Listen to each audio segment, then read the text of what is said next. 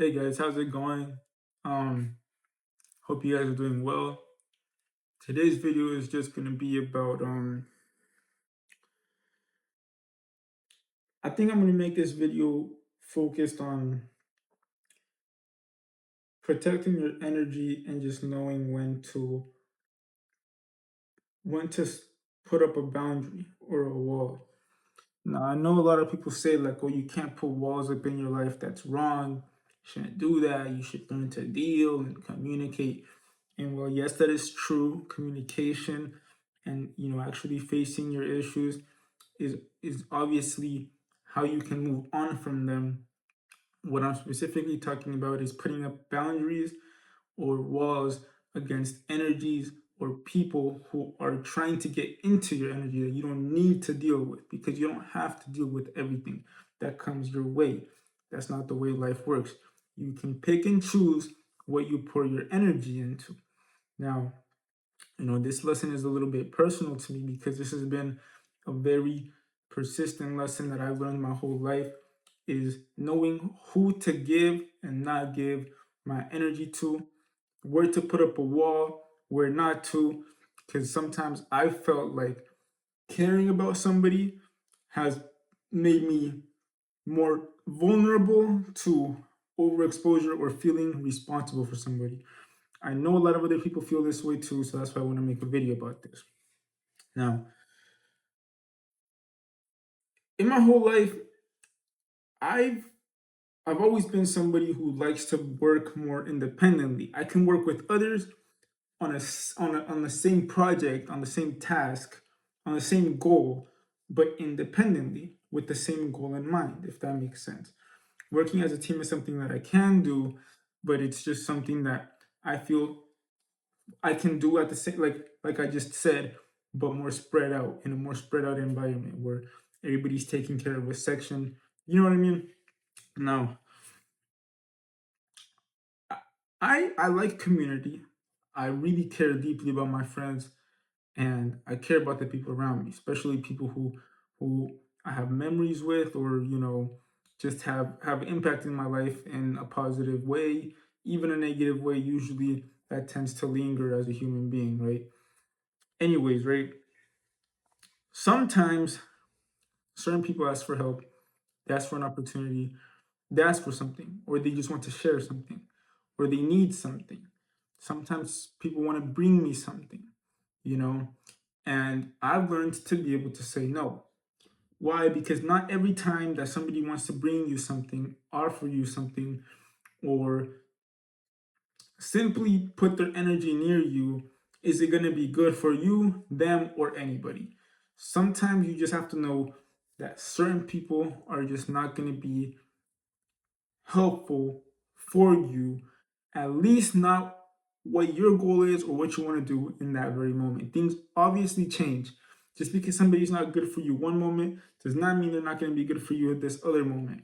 But every so often, it could be a family member, it could be your parents.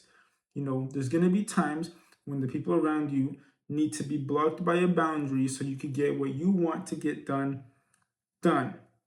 Now, sometimes I understand this could be very difficult to do, especially when it comes to people as close as family or a partner or your best friend. The thing is, it's just something that you kind of grow into, and the more you do it, the easier it gets. But it's never going to start off easy. It's never going to start off easy, and you might have to fight. You're gonna take some judgment. You might even lose friends. You might even lose a connection over this type of stuff. But you got to remember, like, if the connection broke off of you setting a personal boundary for your own good, then the connection was never worth being there to begin with. So that's just food for thought. You feel me? Anywho, when I first started it, my first example of this was just growing up. I had a very different way of seeing what I wanted to do when I grew up compared to what my mom wanted. And she would always push these ideas onto me. And I have to admit, I'm a very stubborn person, extremely stubborn person. And it works in my favor a lot. and I could say sometimes it doesn't, but I don't really like to say that things don't work for me, because if I keep trying enough, eventually they do, right? Part of the stubbornness, right? Anywho, um, I just didn't want to live a life that somebody had decided for me, right? And as a mom who cares, she's gonna want the best for me, but sometimes it might just simply not be what I wanted, right? Now, this is just an example. This is the first example of when I started pushing those boundaries onto people, because I felt like it was starting to take a negative effect in my life. And, you know, it was, and I feel like a lot of teenagers go through this too, especially middle school and high school, where you kind of distance from your parents. That's like yourself naturally doing it, and some people don't do it, and that's fine. I mean, we have some great doctors, engineers, and all this around the world, people who like just always got along with their parents, and and even not even just them, other people too, you feel me? There's people who want to be truck drivers. I wanted to be a truck driver when I grew up. There's people who want to be truck drivers and their parents are, and they follow after that and they love it, right? Like there's different passions for people, but sometimes the parents have opposing passions for the kid as to what that kid actually wants, right? And so it creates this sort of distance. And what the kid starts doing is putting up this boundary against their parents, where they don't start sharing everything or telling them everything, because they simply don't feel like doing that will be in their best interest, because parents sometimes don't understand what they should, how they can help, what they can do about it. The kid just feels like, in order to protect their reality and their goals, or what they want to happen, they need to shut off that part of themselves towards the person who can potentially change or ruin that. And that's a very real thing. And there's a reason why we do that. Like it's actually like what I'm trying to tell you guys right now. It's that's the whole point, is to protect your reality. Now, a lot of the times people say, "Oh, well, you got to talk to a therapist and stuff like that." Those could be different situations.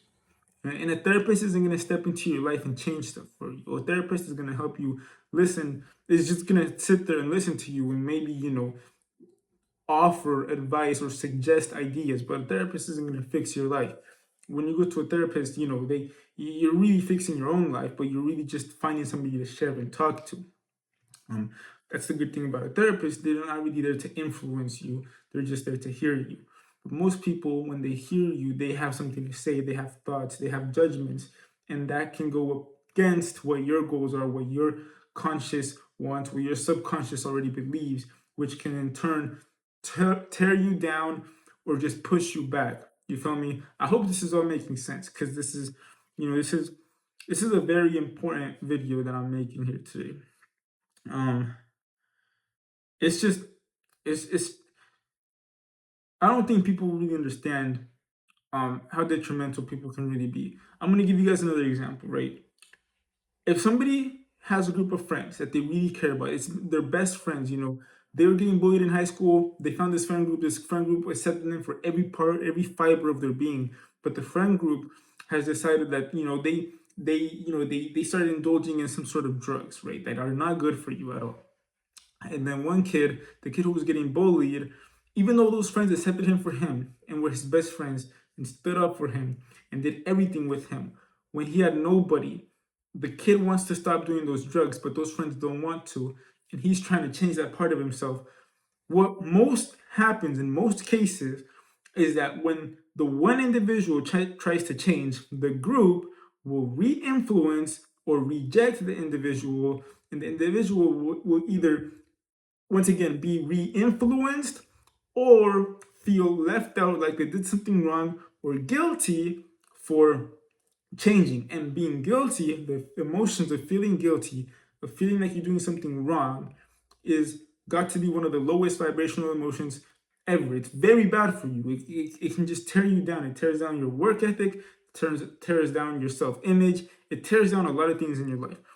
Guilt isn't even a real emotion. It's a fabricated fake emotion meant to keep you down, which is what usually happens when a friend group of yours that isn't used to what you want to do, or isn't on the same page as you, or doesn't see the same vision as you, starts to see or understand that you're on a different path.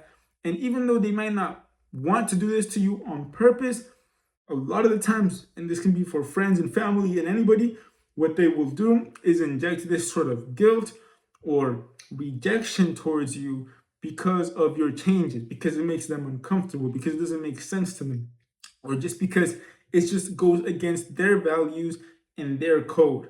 You gotta understand, like, it's not always gonna be on purpose. And that's the dangerous part about it, because it could be the person that you most love, but it's not always gonna be on purpose. And it's gonna happen. You it's just something you gotta be vigilant of. And just keep your eyes open, just be focused on. Um, with that being said, the best advice I can give when it comes to this is to just keep it real with yourself. If you think about your friends and you think about your goals, you can just, in the back of your head, match and say, what similarities and what differences do my goals have from my friends? If you find more differences than similarities, maybe there's somebody that you should step away temporarily from while you reach your goals. If your friends aren't working on a goal as well, if your friends don't have the ambition that you have, if your friends don't have a vision similar to yours, maybe there's somebody who you should retract a little bit, less attention from, and will give a little bit less attention to, and maybe focus on something else or a different friend who might be a little bit more in that sector. Like, life is a game, and you have to know how to play your cards right. Family, friends, partners, they're all different types of cards, but you have to know when to use them and how to use them. You got to know what cards you're dealt, how you're going to use them, when you're going to use them to win the game. And there's people who go their whole life without knowing this, and they just let the cards play them, and they end up in the craziest situations or in the most stagnant situations, or don't accomplish what they want, and they blame it on life. But it's like life gave you these cards. You could have dealt with them if you actually took the time to study them and be conscious of them. With that being said, for anybody who wants to do a one-on-one, I do one-on-ones. I give advice. I help people.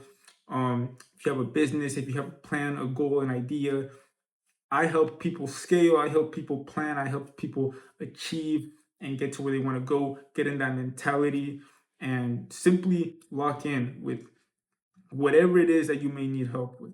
My Instagram is Emmanuel.lvx. That's Emmanuel with two M's.lvx. And there's more details about me in the description.